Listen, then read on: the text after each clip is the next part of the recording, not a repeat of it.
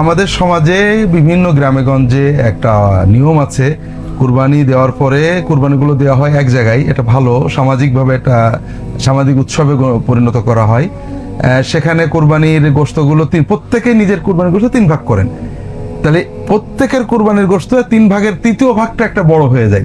নিজের ভাগ, আত্মীয় স্বজনের ভাগ, সমাজের ভাগ। ওই সমাজের ভাগে আবার গ্রামের সবাইকে দেওয়া হয়। যিনি কুরবানি দিয়েছেন তিনিও পান, আবার যিনি দেননি গরিব তিনিও পান। তো এটাতে কুরবানির কোনো ক্ষতি নেই, কারণ কুরবানির গোশত নিজেও খাওয়া যায়, অন্যকেও দেওয়া যায়। আর 3 ভাগটা এটা মুস্তাহাব, একটু 19-20 হওয়াতে এতে কুরবানির কোনো ত্রুটি হয় না। তবে কিছু গরিবদেরকে দিতে হবে, কিছু নিজেরা খেতে হবে। কুলু মিনহা ওয়া আত'আমুল বা'ইসাল ফাকির।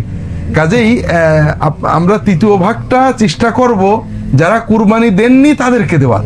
এটা করলে সবচেয়ে ভালো হয়। তবে যদি কুরবানি যারা দিয়েছেন তারাও যদি এর থেকে নেন, একজনের গোশত আরেকজন নেন, বা এটাতে কুরবানির কোনো ক্ষতি হবে না। এটা সম্প্রীতির ব্যাপার। তবে আমরা চেষ্টা করব যে আমরা একে অপরকে দেব দ্বিতীয় ভাগ থেকে, আর তৃতীয় ভাগ যেটা সমাজের জন্য, জামাতের জন্য করব, এটা চেষ্টা করব যারা কুরবানি দেননি তাদেরকে দেওয়া।